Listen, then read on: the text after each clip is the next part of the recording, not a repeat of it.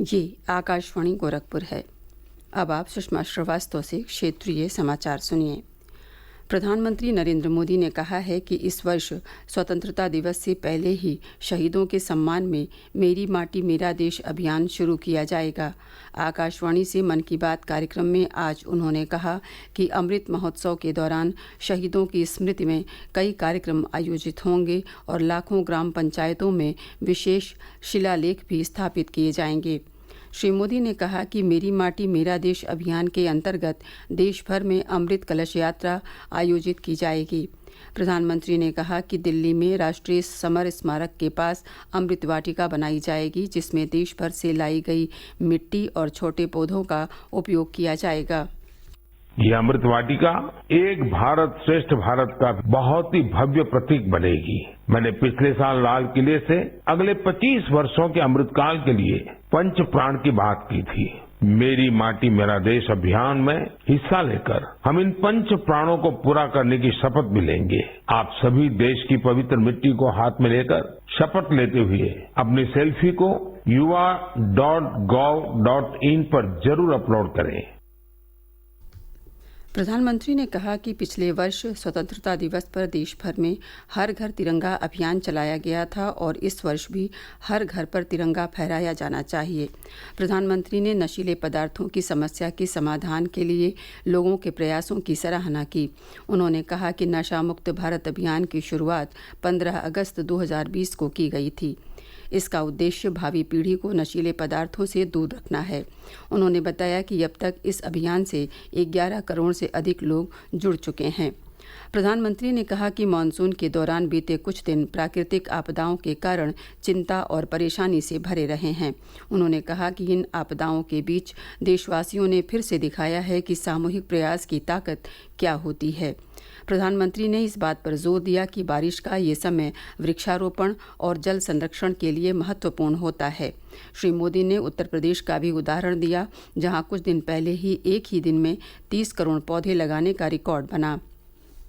श्री मोदी ने सावन के महीने में भगवान शिव की आराधना के लिए कांवड़ यात्रा पर भी अपने विचार रखे। उन्होंने कहा कि सावन के इन दिनों में 12 ज्योतिर्लिंगों में भी बहुत बड़ी संख्या में श्रद्धालु पहुंच रहे हैं। प्रधानमंत्री ने अपने संसदीय क्षेत्र वाराणसी में हुए परिवर्तन का जिक्र करते हुए कहा कि अब काशी में हर साल 10 करोड़ से भी ज्यादा पर्यटक पहुंच रहे हैं। उन्होंने कहा कि अयोध्या, मथुरा, उज्जैन जैसे तीर्थों पर आने वाले श्रद्धालुओं की संख्या भी तेजी से बढ़ रही है। उन्होंने कहा कि इससे लाखों गरीबों को रोजगार मिल रहा है। ये सब हमारे सांस्कृतिक जन जागरण का परिणाम है। मुख्यमंत्री योगी आदित्यनाथ ने आज लखनऊ में मुख्यमंत्री कमांड सेंटर और सीएम डैशबोर्ड का उद्घाटन किया। इनके माध्यम से मुख्यमंत्री अब विभिन्न विभागों द्वारा चलाई जा रही विकास योजनाओं का फीडबैक सीधे लाभार्थियों से प्राप्त करेंगे। इस अवसर पर श्री योगी ने कहा कि कमांड सेंटर और डैशबोर्ड उनकी सरकार के निष्पक्ष और पारदर्शी प्रशासन के संकल्प को पूरा करने में सहायक साबित होंगे। उन्होंने कहा कि जन सुनवाई पोर्टल, IGRS, मुख्यमंत्री राहत कोष पोर्टल, ई कैबिनेट और ई ऑफिस जैसे उपायों से शासन की सेवाओं को आम लोगों तक पहुंचाने और शासन प्रशासन की कार्यप्रणाली में पारदर्शिता सुनिश्चित हुई है। उन्होंने कहा कि प्रदेश आज विकास के मार्ग पर तेजी से आगे बढ़ रहा है। केंद्र सरकार द्वारा चयनित आकांक्षात्मक जनपदों के बारे में मुख्यमंत्री ने कहा कि देश के शीर्ष 10 आकांक्षात्मक जनपदों में प्रदेश के 6 जनपद शामिल हैं। श्री योगी ने प्रदेश के 100 आकांक्षात्मक विकासखंडों में लगातार किए जा रहे विकास कार्यों की भी चर्चा की। अयोध्या में श्री राम जन्मभूमि पथ को आज से श्रद्धालुओं के लिए खोल दिया गया है। ये पथ 600 मीटर लंबा और लगभग 100 फुट चौड़ा है। श्री राम जन्मभूमि पथ बिरला धर्मशाला से सुग्रीव किला होते हुए रामलला के दरबार तक जाएगा।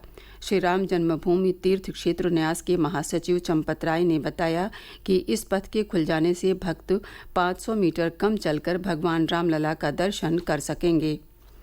उपन्यास सम्राट मुंशी प्रेमचंद की 143वीं जयंती से पूर्व वाराणसी में आज एक सांस्कृतिक कार्यक्रम का आयोजन किया गया। प्रख्यात कठपुतली कलाकार मिथिलेश दुबे और अवधराज सिंह ने मुंशी प्रेमचंद के चित्र पर माल्यार्पण कर कार्यक्रम का शुभारंभ किया। कार्यक्रम में कठपुतली के माध्यम से मुंशी प्रेमचंद की कथाओं का मंचन किया गया। इसका आयोजन क्रिएटिव पपेट थिएटर ट्रस्ट की ओर से किया गया। मौसम विभाग ने अगले 24 घंटों के दौरान कुशीनगर, महराजगंज और आसपास के इलाकों में भारी वर्षा होने का अनुमान जताया है। वहीं गोरखपुर, वाराणसी, चंदौली, संत कबीर नगर, जौनपुर, आजमगढ़, मऊ, बलिया, देवरिया, बस्ती, बलरामपुर सहित आसपास के क्षेत्रों में गरज चमक के साथ आकाशीय बिजली गिरने की चेतावनी जारी की गई है। इसके साथ ही क्षेत्रीय समाचारों का ये बुलेटिन समाप्त हुआ। नमस्कार।